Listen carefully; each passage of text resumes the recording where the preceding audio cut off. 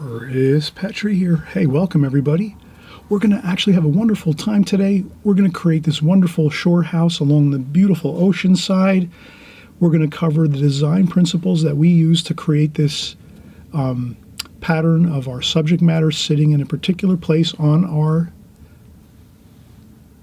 canvas or our watercolor paper. And we're going to also cover how you can use directional lines in your painting to draw the attention of your viewers right into the main focal point of your painting, right here, this beautiful, wonderful clapboard siding house along the side of the ocean here, and a gorgeous road running along here. This just is a great painting to really get familiar with the washes of the watercolor, which are beautiful in itself, and then the design principles of using the four quadrants of your watercolor paper effectively, and as well as using directional lines very effectively to get your viewer to focus on your painting and the ideas that you want them to focus on. So we're going to get started in just a second. We'll start with the sketch and the design of this painting, and we'll follow through on the whole entire painting with all the washes.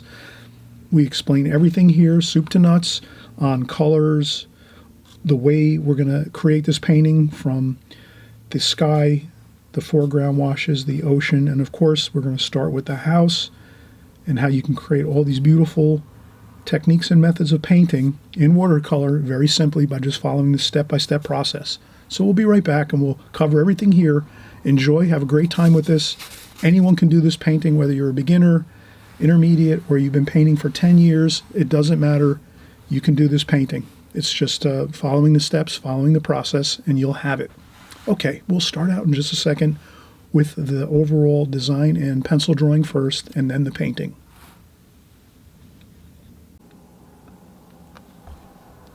Hey everybody, it's Chris Petri. Welcome again. We're getting started here with our drawing and our painting. You just saw the finished painting, of course, and I want you to work from that if you can. If you hit pause and you can work from the painting itself, I think it's much easier because then you're actually seeing the exact lines, the shapes of everything, the colors. You can also hit pause when I'm done with my drawing, my pencil drawing, so you can work from that too as well. You can hit pause on the pencil drawing portion and then work from that, and then you can work along with the watercolors as we go in the step-by-step process as we're painting and mixing colors. Or you can also pause at any point where it's pretty much at its finished state, the painting, and this way you'll be looking at the colors I used, and you'll be able to sort of pick up on what colors you'll need to use as you're painting. So it's all up to you. You find your own comfortable way to work with my channel and how I'm presenting my tutorials here. And we'll start out by first thing, let me add some paints to my palette here. So I'm just adding some cerulean blue here. I'm running low on that. I use cerulean blue a lot, so I have two pans of cerulean blue that I'm always filling up all the time. I go through a lot of cerulean blue. Raw umber I use a lot too. Raw umber, beautiful earth color. So I'm going to add some of that to my pan here. Also I need some burnt sienna, so I'm going to add some burnt sienna to my palette here. And I think that's good for right now. I just filled up the French ultramarine blue yesterday when I was painting, and I have plenty of cobalt blue. So you'll kind of see the colors I use. These are really high intensity colors like the reds and oranges, so I don't use those quite as often in my paintings, but I do use them all the time, but just not in that much quantity. I use a lot of quantity of the French ultramarine blue, burnt umber, burnt sienna, raw umber, cerulean blue, cobalt blue. Those colors I really use a lot. Purple I use quite a bit too. And the yellows and reds and things, I use those quite often, but I use them more sparingly because they really go a long way. And usually those are more for flower paintings and things, and it goes a long way, the high intensity colors like the reds and the oranges and yellows. So I usually keep my paints in a bag. All the cool colors like blues and greens I leave in one bag, Ziploc bag. This way it just makes it a little bit quicker to find the paints I need, and then the warm colors, reds, yellows, earth colors, I put those in the other bag. So I have 2 bags usually. I sit them on my art table over here on the side,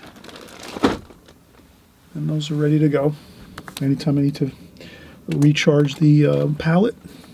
So let's start off here, and we'll do a sketch first. And I always, on my channel here, you'll always notice I do preliminary sketches. So the reason I do a preliminary sketch first is just to make sure I have everything where I want it, and if I have to change something and I go to erase it, it's only a super light line that I'm going to have to erase and readjust, versus if I go with a really dark line at first. Does that make sense? So go with your preliminary sketch for a super light sketch, just to, like an outline or a silhouette of your composition of whatever you're going to be working. And then once that's done, then you can go in with your darker pencil line and do more of the details of your drawing, the darker lines, and then you're going to go over the top of that, of course, with your painting, which is you'll already be all set and you'll be ready to go at that point. So let's do that first. Let's get our silhouette. So I think I'm going to make this, usually, again, I always talk about this, and I just like to just kind of make a note of it with a little more. So I have my scrap paper here, and I like to just do a couple quick. So for this painting, I want to use sort of a 4 quadrants feel for my composition here. So this is my paper. This is our rectangle we're working in right now, and I'm going to think of this as 4 quadrants of my composition of this painting. So I'm going to make 4 quadrants is basically just a simple four quadrants. And usually in your compositions, you'll find that if you put your main subject matter in either one of these locations, you're going to really be safe. If you put a large house here, or a large tree here, let's say, or a figure here, maybe, let's say, any kind of subject matter, if you put it in one of these quadrants and then leave the rest of the quadrants a little more quiet and not as much action going on in there, you're going to have a very pleasant, pleasing looking painting, because it's sort of just a principle in design that if you can get a large bit of subject matter in one quadrant of your painting and then leave the other areas a little more quiet, not as much action going on, you'll have a better composition that way. And it's just only one. There's literally hundreds of type things like this, compositional ideas. But there are some really main compositional ideas that a lot of artists use, and this is definitely one of the most popular. So you'll see this a lot in paintings if you're browsing through books or online pictures, photos of paintings and great artwork from like hundreds and thousands of years ago. This is used a lot, this idea of, so we're going to use this upper quadrant here today in this area for our painting, and the rest is going to be more, again, a more quieter, not that much interesting things going on, but most of the interesting things are going to be going on here. So that just translates into me taking this painting, making a super light, section of just 4 sections here, and then I'm going to make my main subject matter up here in the left side, upper left. So now that I think of that idea, now I'm going to draw. We're going to do a beautiful shore house here idea. So again, I'm going to go, you might not see this drawing so much. It might be a little difficult to see this, but I have to do it light first just to make sure I've got everything looking good. And so this is going to be a nice white clapboard house, shore house along the ocean area. And I think this part goes down like this. There's a balcony here with some railings, and the main entrance doors here. There's some steps on the front. This is the front doorway, and there's some columns here. And there's 4 windows on this facade here. 1, 2, 3, and 4. So I'm, again, doing very, very light sketching here. Okay, so I've got my location here. And there's a little chimney over here. Another chimney over here.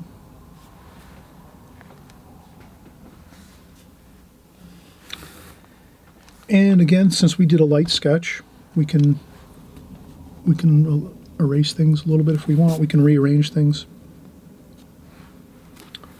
I'll maybe make this a little bit over this way, just a little more there. And I think there's another window there, and then there's a door, 2 doors there. French doors up here on top where the railings are. Okay, so here I've got a basic idea of a really beautiful white clapboard house along the shore areas here, and then there's some shrubs. So now I have my main subject matter set on my painting, and you're going to see how we'll develop this from here. So since I do have that, I'm just going to sharpen my pencil quick.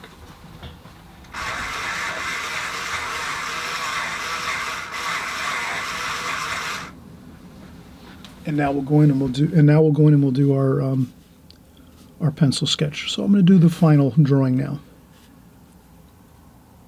Contour drawing. So I'm just going to go as I go across here. Doesn't have to be perfect. I'm just going to try to get the main idea of the building, the home here, and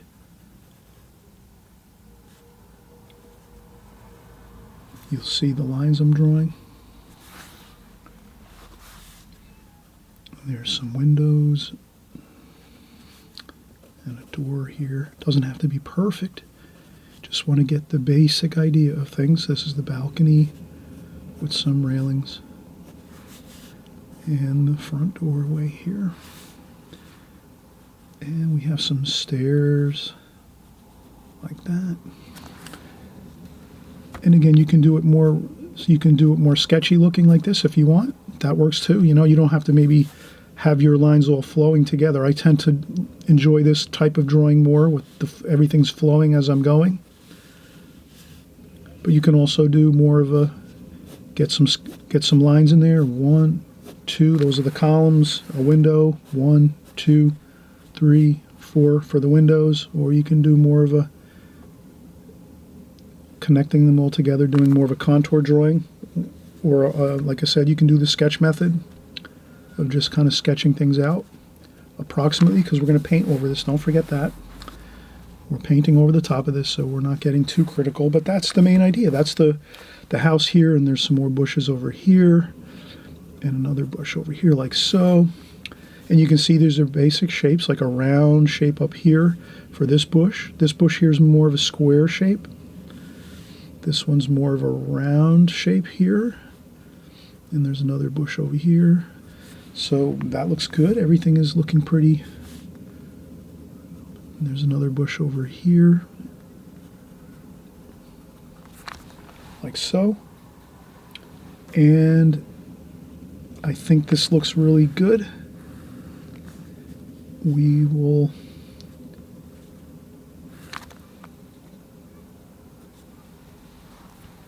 then we will start to just sketch out. There's going to be a roadway here, and I'm going to do a light line this way just to make sure I'm landing correctly. So yeah, this should be right about here.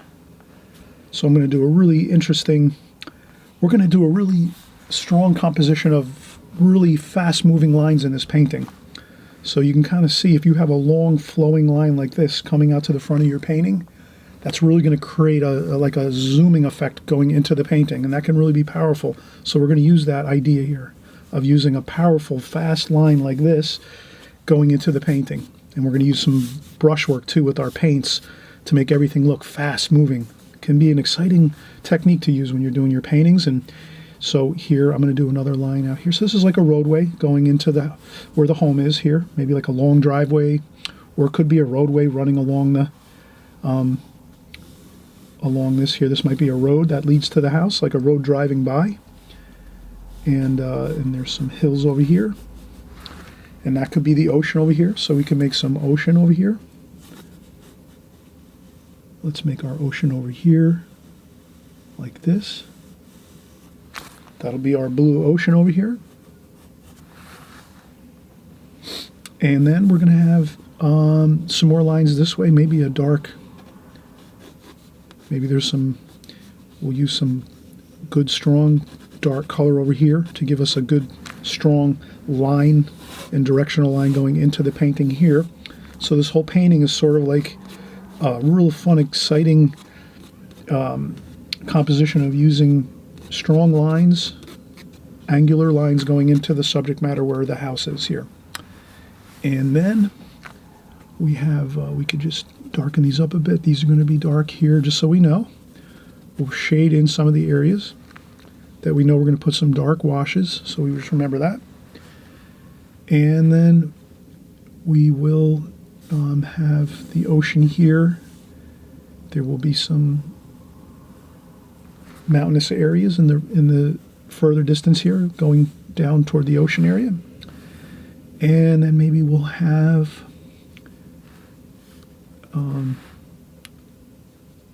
maybe we're going to have a power line here, some power lines. Those are along the roadway, again indicating some strong lines coming in. And then maybe some clouds over here. We'll just remember to make some clouds sort of in the same directional flow of kind of zooming everything into the picture here where the house is. And I think we're pretty good. And then we're just going to have a shadow line here. Maybe we can have a shadow along this section. So we'll do some shadow lines across our composition here.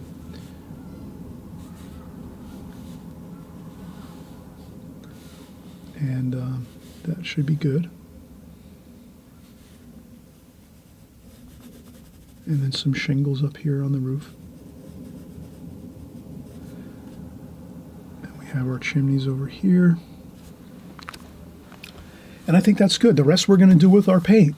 So you kind of can really get a feel for what we're doing here. We're having two main themes of design as we work on this composition and this painting.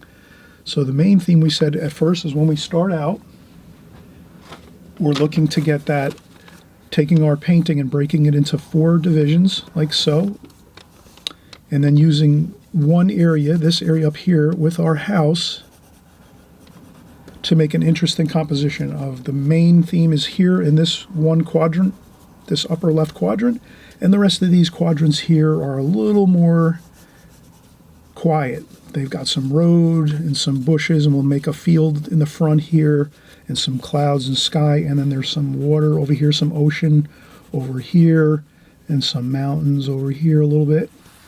But you'll see that that is the main design of this. So we've gotten that down. That's our main design. And then the second main idea we have is the flowing lines of everything flowing into the picture toward this house, which is the main theme of the painting, this shore house along the ocean. And so those flowing lines, those fast-moving flowing lines, will create a really beautiful effect. If all of your concentration and your focus will be on this scene really well on the house, and it's going to be exciting. You'll see when we're finished with this. And so we're going to just do maybe one more. We'll do another maybe telephone pole here, like a, we'll do a telephone pole here with a few more lines. I think that's good.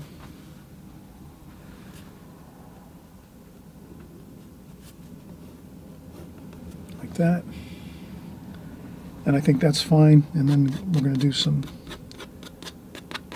grass and weeds and things here in the front and some more. And we're going to keep this very simple. The more simple that we can keep this, the better. You'll see that as we paint this. So let's take a quick break. I always mention too, if you haven't subscribed at this point, please subscribe to my channel. It's a lot of fun. We're doing paintings like this every week. You know, everything is watercolor. We're doing houses, buildings, seascapes, landscapes, flowers, figure work. We do everything here, everything watercolor. So you'll always have some interesting new things to venture into with watercolor. And we cover all the details of it. So we're going to basically cover all the steps on how to create the paintings, and then also why we're doing everything and how we're doing it. So I'm telling you how I'm going to create this painting by showing us, we're showing all this here, the design of our painting, how we came to design our painting like this. So you can grab any picture you want of any house you like, take it, put it in that 1/4 of your painting, that one upper quadrant of your painting, and that's your focus point. Then you can create any number of ideas. You can make mountains in a western scene. You can do a shore scene. I happen to really enjoy the ocean. So for me, my favorite is the ocean. So I'm always going to try to put ocean type scenes together, and that's what I like to paint mostly. So you'll see the ocean's over here. I made this more of an ocean feel, a seascape type feel for this painting. But you can create anything you want and incorporate anything you want into this idea. And you just have to remember that the simple design of upper quadrant here, your main focal point, and the rest you just less information, but we're gonna do this strong, powerful lines going into this one location. Okay, so we're gonna come right back in just a second and we'll start the painting.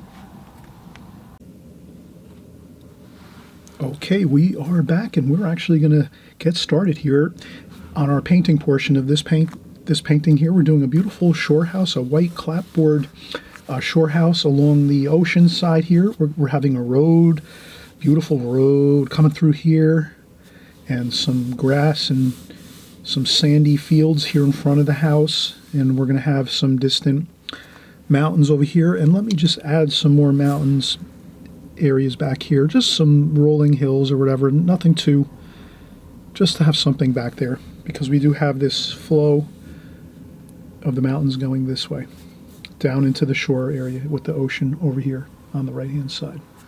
So I just wanted to add that in there. I didn't have that in there before. So you'll find that when you're drawing and doing your drawing and paintings, you'll sometimes leave something out, and then that's why breaks are so good. I did take a break so that when you come back up to your art table or you put your watercolor pad on your lap and you're getting started for your painting, if you've taken a break, you'll have a little fresher concentration, and then you'll notice a few things and say, oh, I did recall I need to add something over here, like some rolling hills, because I have the rolling hills over here, and I'll need to have them over here to sort of make it a complete thought as it's going through, and then the ocean over here. So that's something where when you take breaks, it's really good. It helps you to just take a break, take a step back, and then you see a few things, and then you start back up, and then when you're concentrating into your work again, you're not going to be maybe seeing the bigger picture when you're doing that, when you're working on your paints and your drawing. When you're really focused in on that, you're not going to see those. But when you take a break and step back and you come back, you'll see a few things you need to do. And that's why I take breaks and always encourage everybody, if you take breaks, I think you'll definitely be at an advantage with your drawings and your paintings. You'll have a better time of it. And I also, too, sometimes before I start painting, sometimes I'll just lift up a little bit of pencil marks with the eraser in a few spots here and there, just to soften it up a bit. Okay, now this is an alla prima painting. On my channel, you pretty much usually hear me say, well, oh, this is a glazing technique painting we're going to do today, or oh, this is an alla prima technique we're going to do today for this composition, this painting, and that we're going to use the alla prima this time. And by that, I just mean that we're going to paint this all at one time. We're not really going to do a big wash of light color all the way across this painting. We're just going to start on the house and do our colors here, and then work from there, and just do everything at one time. And you can take breaks as well when you're doing alla prima painting. So alla prima just means you're kind of skipping that step of doing a whole large wash over the whole paper and letting it dry for an hour or two, or using a blow dryer.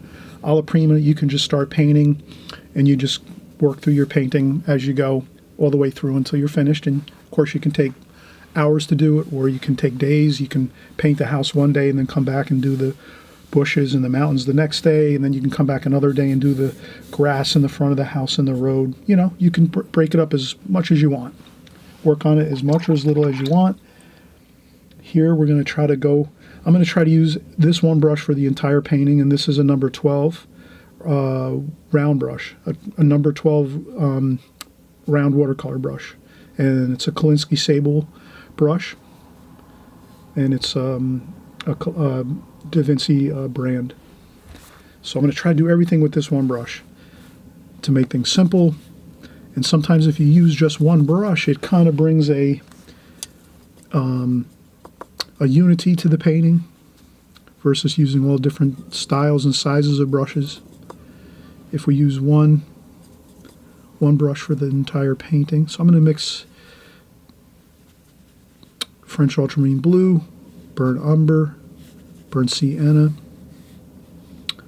raw umber too a little bit, some cerulean blue. This will be my darks for my dark colors. And we'll start down here maybe. And I'm just going to start blocking in the windows a little bit. The glass on the windows. Not too much. We're going to make this more of a fun, free painting. Just get some darks on the underside of the tops of the windows. Usually it's darker on those sections of the windows, and then it gets a little lighter as it goes down, closer to the bottom of the window. And we're just going to do that, like so. And then over here, same thing. These are the French doors up top here on the balcony section. And I think that's good. So there we have our darks. Starting out with my darkest darks first. And we did the windows. The glass on all of the windows and the doors here, a front door. And this is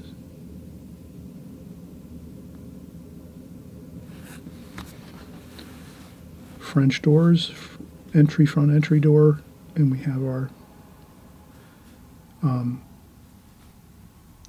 windows here on the main facade of the house. Another window up here in the attic area. And so that's good. We're set. The windows are done. Now we're going to mix a little more color. Let's see what else we want. Let's do the shadowing. So the shadowing is a cerulean blue, but here, and let's use raw umber too. So raw umber and cerulean blue.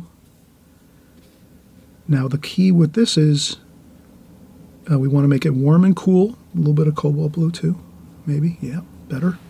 We want to keep this a mix of warm and cool. So a little bit of the cerulean blue and cobalt blue, and a little bit of the raw umber. That is the best you can do here, because you'll have a little bit of a mixture of warm and cool as you're doing your shadows on this beautiful white house here. If we just went in with one color like cobalt blue and said, okay, let's do the shadows, grab some cobalt blue and just start putting in blue shadow and that's it, not as exciting. You want to kind of get yourself thinking of warm and cool all the time, warm and cool mixtures of colors all the time.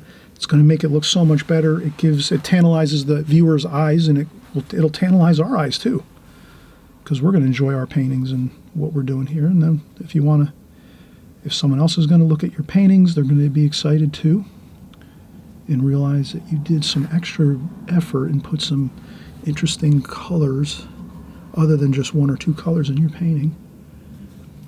See how I did that? I just mixed up the yellow, the raw umber. You can use raw sienna too, a little bit lighter. And there's a shadow under here too. And there's a shadow over here. And you'll find that if you just follow your photograph of your picture, you're going to be way better off. I'm just following the shadow patterns that I'm seeing in my picture. And these columns are only a little bit of shadow. And this goes right down like this.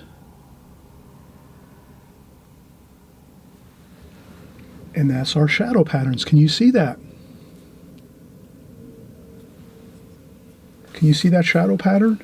I'm just, any picture that you use on the internet, if you look at pictures on the internet and you're finding some pictures of interesting looking houses that you might like to paint and put into your upper quadrant up here, doesn't matter what type of house, if you have a picture that you're using that has good shadows in them, and you'll notice that there'll be a strong bit of sunlight on the building, so the light's coming from over here, and we certainly can put our light insignia up here like so.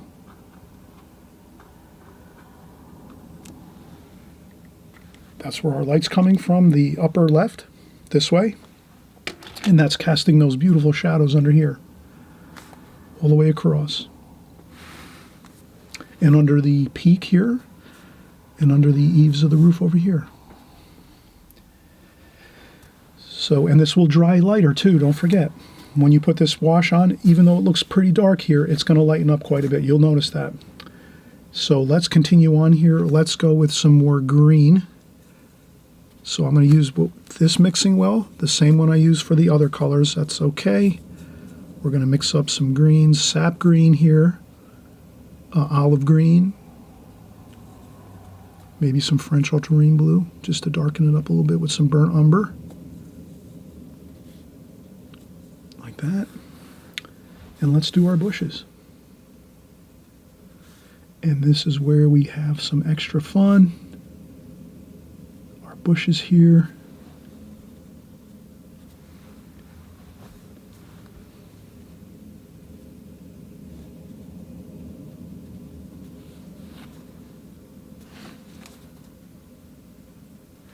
And they're kind of matching our shadowing. They're a little bit darker maybe than the shadows. And if you want to lighten up your shadows too, if for some reason you feel like your shadows went a little bit dark, that would be the time that you grab a tissue like so. You grab your tissues and maybe you lift up a little bit like that. And then you make sure that if you lift up a little bit of paint, then you have to take your tissue and wrap it around the other way so you don't keep blotting the paint you just lifted up onto your painting. So you have to get fresh, clean tissue each time you do a little bit of blotting like that. So if I think I went too dark on my shadows, I just keep taking this, folding it around so I have fresh, clean tissue each time. Like that. And the same thing, I make sure I have clean tissue like that. And then I do that. Then, see how that works? Now, my bushes become darker. And the problem is solved.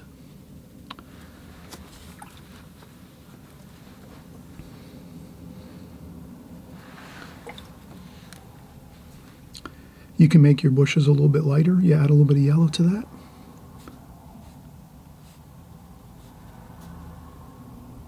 Maybe there's some sunlight. You can do the same thing with the bushes. Grab a brand new tissue. Grab a brand new tissue like this. Do the same thing. If you want to lighten up and put some lights on your bushes on the left side over here, there you go. Like that, and the same thing, keep wrapping it around so you have clean tissue. Like that. Then you can go back in. That's an alternate method if you happen to paint it too dark and all of a sudden you realize I have to lighten that up. Hopefully we'll all get to the point where you kind of get it right on the first try, but not always does that work, so don't worry about it. That's your alternate method of lightening things up if it goes too dark.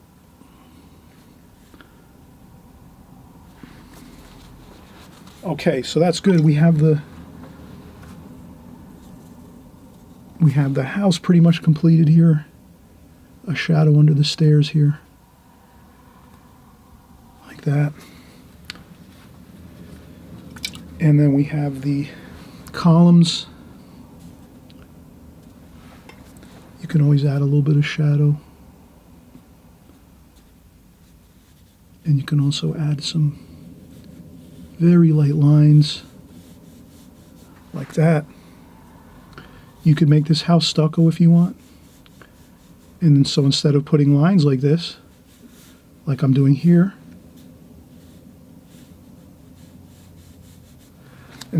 instead of putting some of these very, very light indications of siding, you could go with stucco. And if you go with stucco, then all you have to do is do a little bit of tapping like that with your brush of very, very fine speckles here and there, just a little bit, and that house becomes a white stucco house, which would look really nice too as well. So you can create any kind of facades you like on your buildings that you paint. So now we're going to go up and we're going to do some roofing here. So I'm going to do my roofing like this.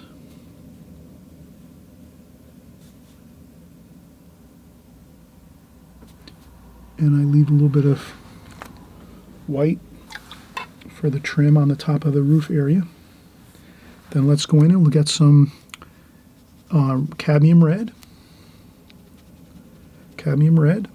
and maybe a little bit of orange, cadmium red, orange, and some burnt sienna too.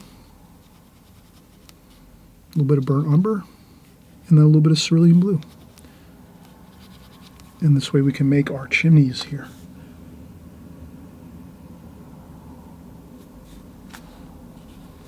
I rinse my brush, dry off the brush on my tissue, get a little more color here. Like that. And I think that looks good.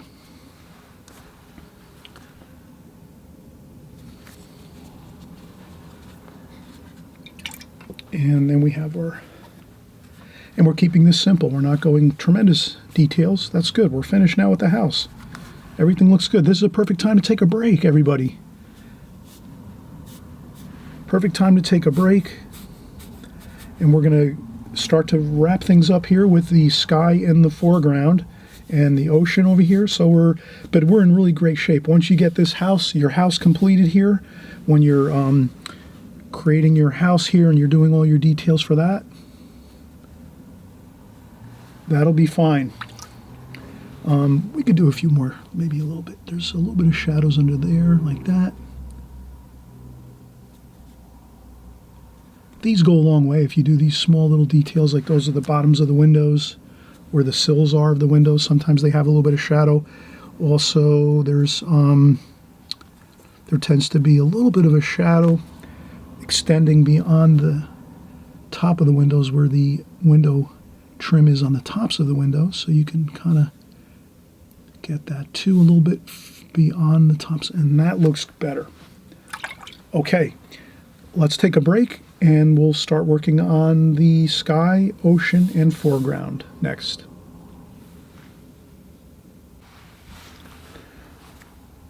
Okay, we are starting back up here again. We have a lot of progress actually. Once we get this house in and we get the shrubs in here around the house, the bushes, the shadowing, and we get the main colors on this house here. This is a beautiful white clapboard house along the ocean. Once we have this completed, then we're really home free on this painting, because the rest is going to go real fast, real easy.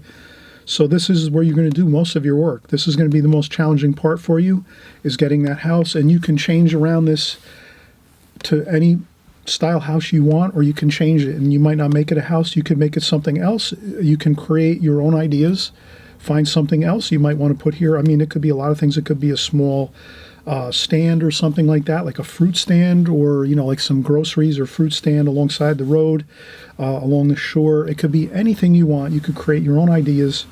This is just one option you have. You can create more options on this. You can take this same idea of design and then spin it off and do things on your own, and create different things. Maybe you'll try this first, and then maybe you'll do something else here. You might make it a small, again, like a small produce stand along the side of the road.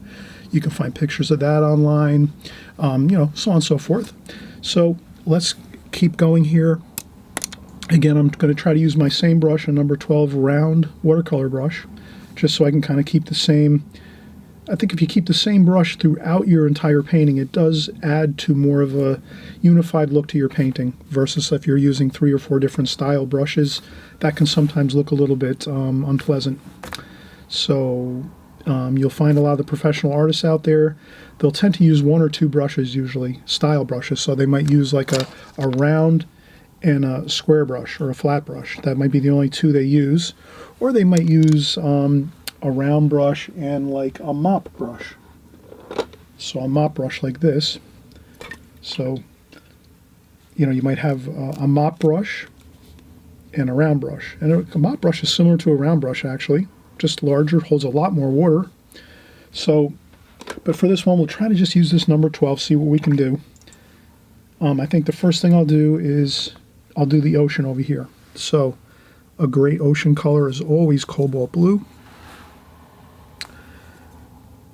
For those that are Winslow Homer fans, he used to use a lot of that cobalt blue looking ocean color. So I'm going to do that. That's all. Just that. That's simple. I tend to like Viridian green a lot. Let's take some Viridian green.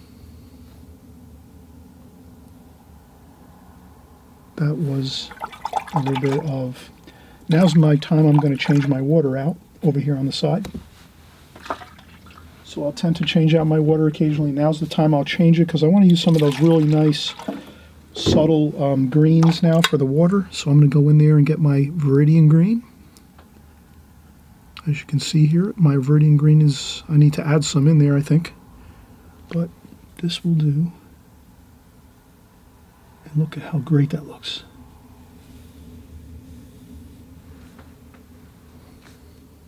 A couple of splashes, that's good. And that gives us the feeling of the, and I'll use some burnt sienna and French ultramarine blue. I want that little bit of a darker color along the top of the ocean.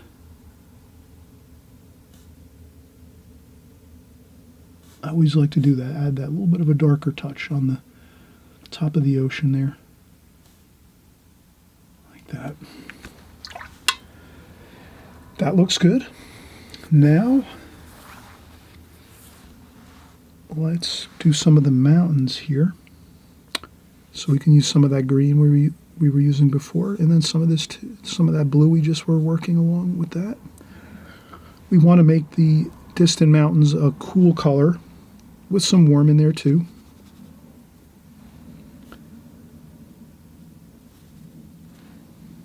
Purple too, it looks great for those distant colors.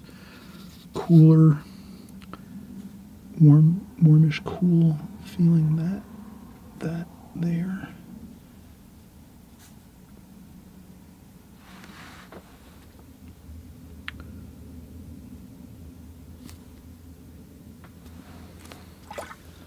So maybe some of that purple color. It's kind of a cool, it's almost like a blue, but it's a little more warmer than a blue. And then we can go in and get some raw umber. And then we can add that to our closer areas where there's hills and things like that.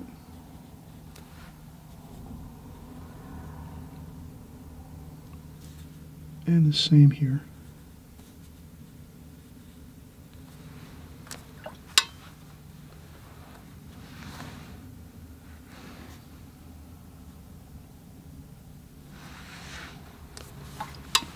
Now you can kind of see we have a really nice parallel line going across the entire painting, like that. The ocean, the mountains, ties right into the house. And on this side, now that's really a really strong line. That looks great. Now we're going to start bringing those other lines into the house area to kind of direct our vision into this area. So let's start doing that. Maybe we'll do the lighter colors first, and then we'll go lastly with the darker washes. So what we'll do now is once we start mixing a lot of colors, then it's a good time to just clean up our palette.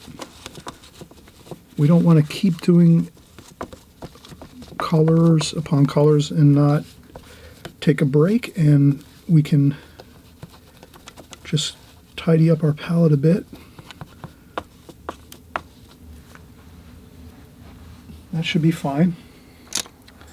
And then now we're going to go in and we're going to do the foreground here and the sky. I'll do the foreground. I'm going to save the sky for last. We'll do the foreground here.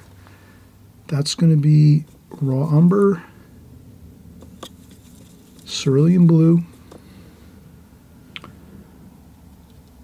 yellow ochre. So we're going to kind of do all these raw umber, yellow ochre, cerulean blue, warm and cool all the time. Warm and cool. Always try to have warm and cool colors going. It's just more exciting looking on the paper. And now you can kind of see I have mostly warm, yellow ochre, raw umber, but I have my cool. I'm going to add a little bit of cool into this. There's the cerulean blue, and then now burnt sienna for the warm. So mostly warm, sand colors, right? We're on the shore here, sand colors, but you do want some cool in there too to mix into that. Otherwise it would look boring, just the one. Now here's where we just have a fun time. We take our brush. Instead of holding our brush in our normal way, when we hold our brush like a pencil or a pen, or an office pencil or an office pen, when we're doing our paintings on our house like so, and our bushes and so forth, and mountains. Now to get this area, the front area of our composition, our painting, we're going to take the brush and hold it like this. So basically you can imagine you want to hold it so that you can slide it across the painting. You want to slide the brush this way versus using the point like this. So you want to slide the brush across on the side of the brush like so. So you take, we're just going to have fun with this. Pick up some colors, no particular rhyme or reason, just grab a little bit of everything. And then just do this. Just start throwing it on there like this, following your lines that we sketched on there. Remember we drew those lines, those pencil lines? Just like that. Basically like a star pattern. So if you drew a star lightly on your painting, a star pattern starting at your house as the center point, and just start drawing star patterns going out from there, you'll have it. And that's what I'm doing. I'm just going to do my star pattern like that. Then I'm going to do some splashing on here. Then some more like so. Again, cerulean blue. We want some warm and cool in there. And that's about it. Then over here on the road, we're going to go with more of a grayish color. Let's mix in more cerulean blue. And again, I'm going to take the brush and go on the side of the brush. And maybe some cobalt blue too, to make that a little cooler, like the road. Like that.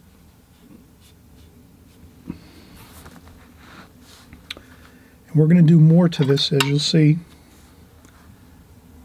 Now warmer colors, again, sand colors.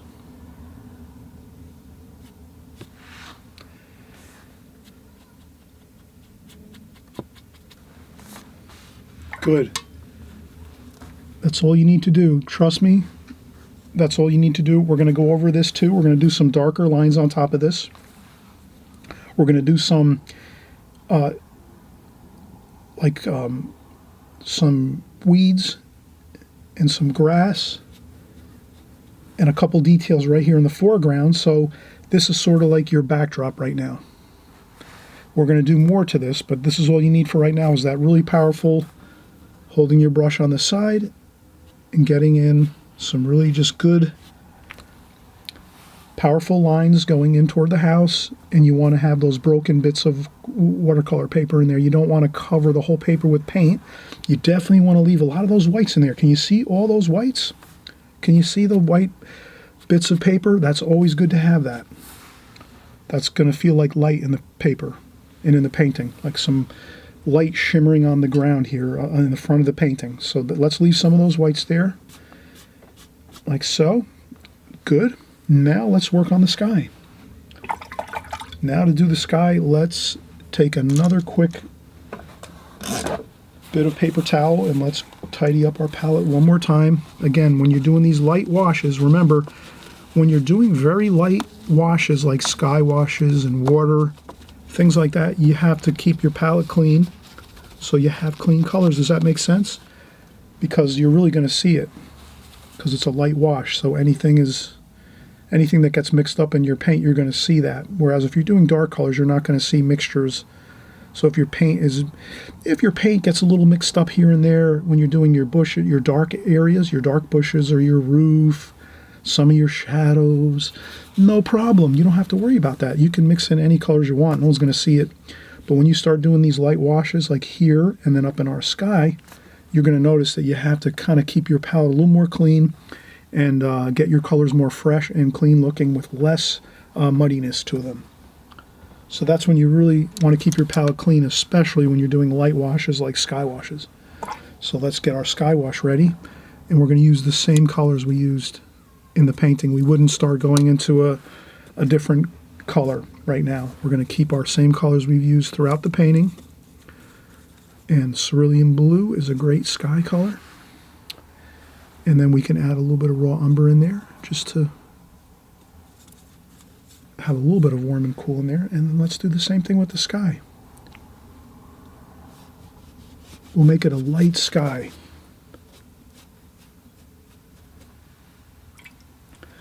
And with the sky wash, have some fun. Just fire it in there. Look at that. Oh. Kind of do the lines though, right? Star, we're doing the star pattern. The star pattern, remember that. You can do little light pencil lines on your paper that you can barely see to keep you remembering that you want to do that star pattern like that, and then you just keep doing that. With the sky wash, do the same thing. There you go. And you leave some white paper in there too. Look at that, how beautiful that looks. And then you can take a touch of orange, just a little bit of orange, and put that into the bottom area where the bottom of the sky where it meets the mountains.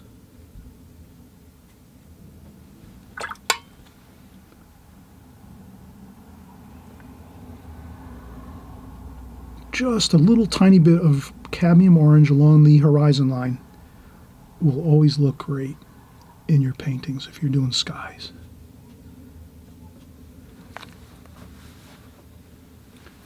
Beautiful. Look at how great that looks. Now we have to let this dry. So let's let this dry. We'll take a break. And then once this is 100% dry, now this is a kind of like now remember that we did this alla prima. This is an alla prima painting. We started in the house here, painted everything as we went along. But now, like the glazing technique, since we did a lot of big washes here with a lot of water, this must dry 100%. So now's your time. You're either going to get the blow dryer out and blow dry this 100% dry, or you're taking like a 2-hour break and then coming back 2 hours later to do the rest of the painting, because you cannot go back in now and do any of the lines of the utility poles or the wires or any kind of, you want to always at this point when you put a lot of water and a lot of large light washes on there, you have to let it dry 100%. That's the only thing you have to remember. When you're doing large washes like this in the sky and in this foreground, you've got to let it dry once you're done. Let it dry 100%. Then you come back after that and you do your darks, your super darks of the different details you'll finish up. But this is almost like 90% done now. This painting is 90% complete. We're just going to do the utility poles and a couple little bushes and some weeds here and there, and we're all completed. So you're home free now. You just have to be patient and let this dry, or if you have a blow dryer, blow it dry at 100% dry, and then you can go in and finish it. Okay, so I'm going to take a break now, and I'll come back, and then we'll finish up.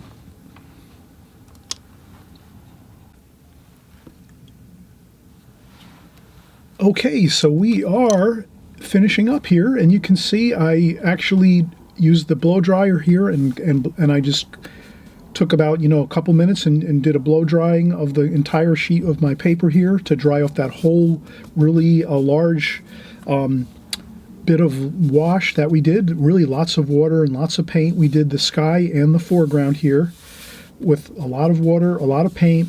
We needed to make that dry 100%, and I took the blow dryer, took my time, made sure it's 100% dry. There's no spots that are damp. Everything is dry, and that's perfect. That's what we want now to finish up here. Now, the fun part of this is the darks. You can see we have a lot of powerful darks right here in this section of the painting. Over here too as well, there's this ocean area is very dark. We have to take those darks and finish out the painting with the darks to kind of extend it out everywhere, because if you just leave darks like this on only a few spots of your painting, it's not going to look good. So let's see if my theory is right. You're going to come along with me here now and see if my theory is right.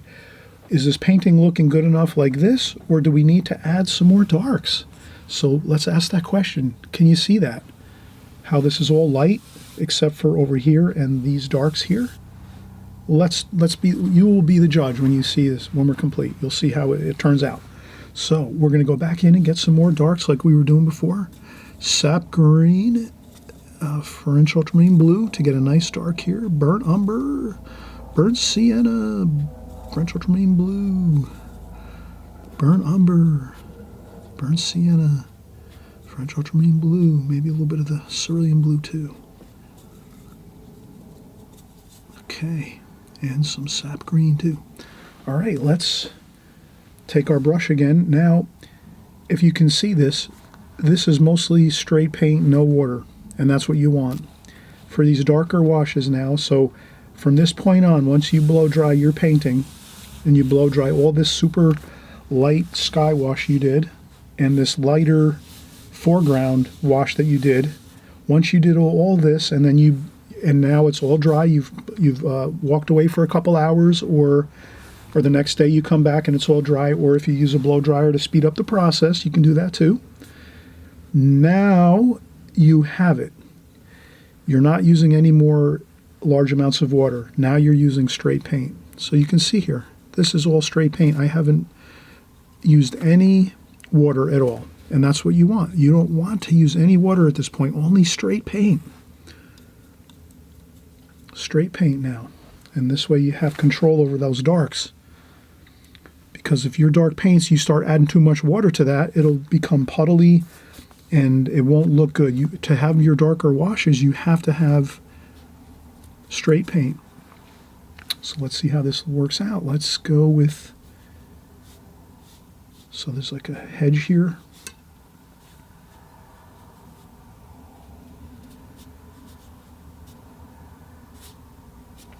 Like that. So there's a hedge along here. And I'm just flipping the brush up like this, here and there. Sap green with all those wonderful brown, French ultramarine blue, burnt umber, burnt sienna, sap green.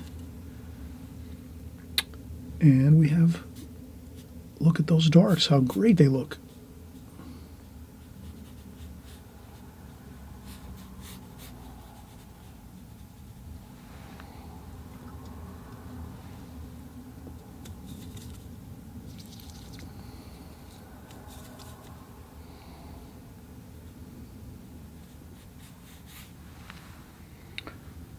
And you can see how I've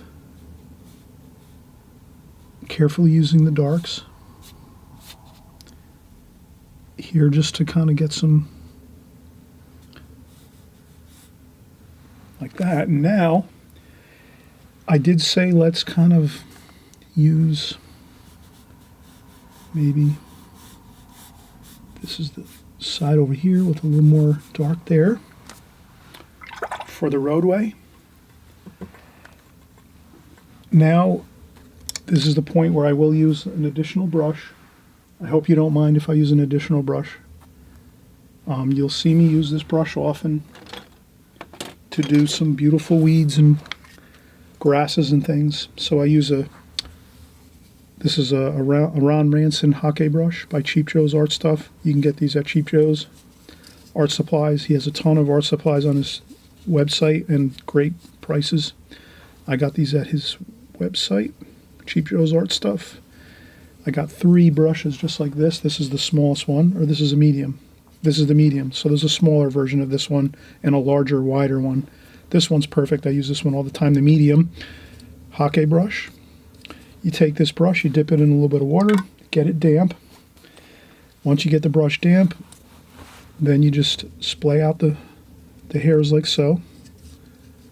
So you just take it splay out the hairs, and this brush, it always comes back to look beautiful once you're done working with it. Like that. And then you just go in and get some color. We might need a little more color, so blue, green, brown.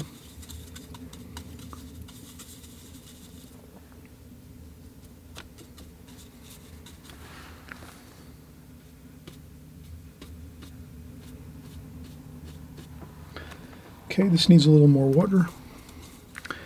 And then you can use your round brush to mix up the paint, because sometimes you need to use the round brush to get into the wells here, like so. So that's all. I'm using the round brush.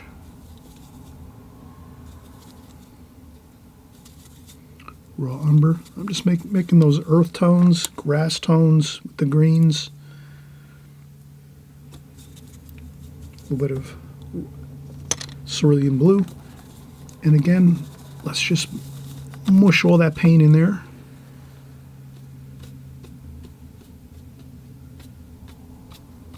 There we go. That's all you need, is a few of these here and there. Like that. A couple over here. You won't see them in the distance, far in the distance, but you will see some of these grasses and things like that closer up.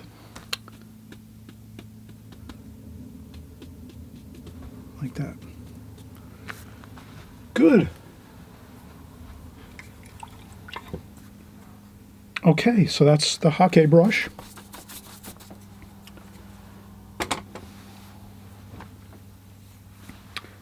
Now we're going to go back to our round brush. Burnt umber, French ultramarine blue, again the dark colors, burnt sienna, burnt umber, French ultramarine blue, raw umber, a little bit of cerulean blue. No water at all. And let's see if we can, if you have a hard time with straight lines, you can use any type of you can use a ruler if you have a ruler handy, like so. If you have a ruler, I use a piece of molding that I have left over from when I was doing some trim work in the house. You can use that, and you can hold it in one hand with your left hand. If you're right-handed, you hold it with your left hand here, this stick, you hold it with your left hand, and then you just ride your brush along the side of the stick up to get your vertical lines if you need to. So here I'm going to do a utility pole, and then you have to hold it up pretty high.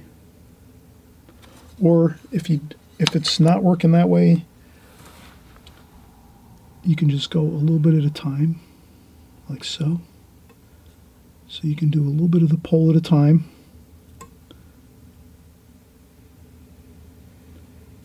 So I'm going to do this a little bit at a time, you'll see.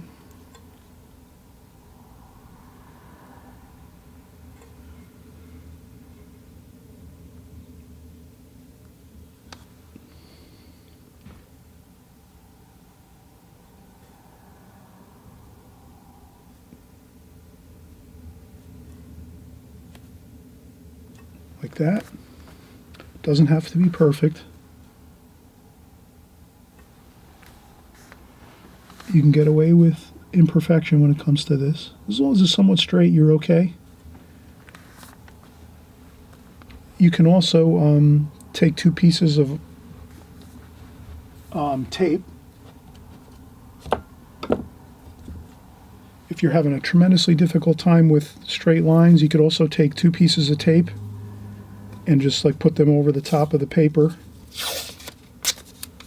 one on each side of the paper all the way up, and then paint in between the lines of the tape, and then lift up your tape. That'll work too. But sometimes if you just go for it and just do maybe one quick stroke like that, like just take the brush and go and slide it across the page, you can get a good straight line that way usually. Or you can take your paper and take your pad of paper, or you're painting your paper, and lift it up off your board, spin it around, and then paint it across this way. Sometimes it's easier to do a line like this across. Any which way you do it is fine. And then here's a smaller line, easy enough like that to do that. That's easy. Not a big deal like that. Doing these smaller ones, those won't give you too much of an issue. Like that. And then these lines here, we're also going to use a different brush. I'll cover that in just a second. I think that'll be it though. Actually, once we get these communication lines in, I think we'll be all set. So let's do that. Let's do the other communication lines. We're going to use our needlepoint brush, number 8 needlepoint brush.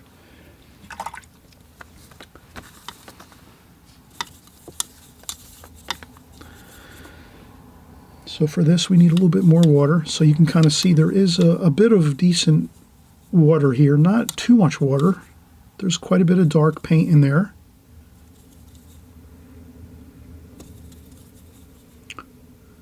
French ultramarine blue, burnt umber, cerulean blue.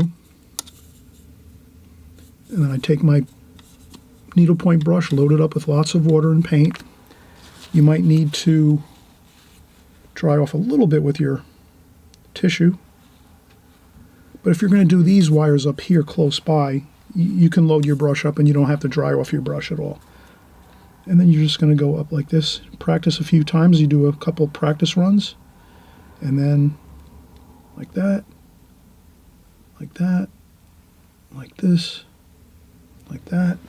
Good. Then here you can dry off your brush a little bit, and then you just go in here and do the other couple. And that's it. That's good for there.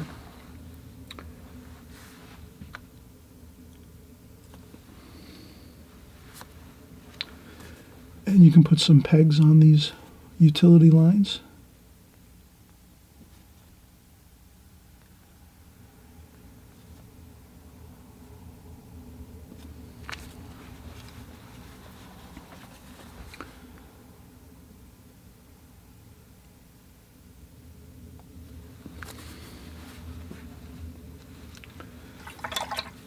And you can also do some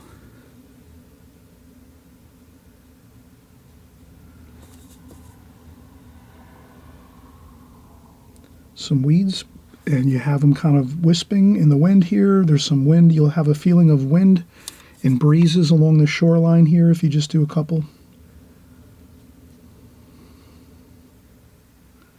Like that. And that's it. That's a finished painting. So we're going to peel off our tape just to kind of see how this all looks overall with a frame around it. So this is, if you can imagine, your mat across your painting.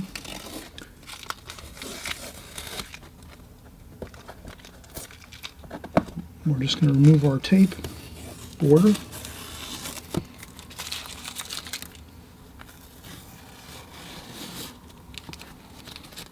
And you can always see that when you lift up that tape, it really makes a beautiful border for your painting. And even if it's just a composition that you've practiced, if you have that tape around it and you peel off the tape, it's beautiful. You'll set it aside and put it in a folder, and you'll look at it in a couple months and go, wow, it does look pretty good, because you have a border around it. Borders always make the painting look much better. It's like a frame, actually. Paintings always look better framed with a mat. So when you do this, you're having the same effect. And you can see that my painting looks much better now that it's framed like this with the white paper. And that's our finished painting. So I hope you enjoyed this video. Again, if you haven't subscribed, hey, we do beautiful paintings like this every week. You just hit that subscribe button down below on the right-hand side. We're doing paintings like this. Everything is watercolor on this channel. And also, too, if you hit the notification bells, actually, there's a notification bell right next to the subscribe button. This way, at least you'll be notified when the video comes out. You can watch it once, get familiar with it, and then maybe the next time you're going to watch it in a day or two, you're going to be painting it and working on it, and you'll have already seen it one time, which makes it much easier to recall the things that we went over here, the ideas, the composition, the methods, the techniques that we use as we go and do this painting. Again, happy painting, everybody. Enjoy, and we're going to see you on the next video very soon. Bye-bye.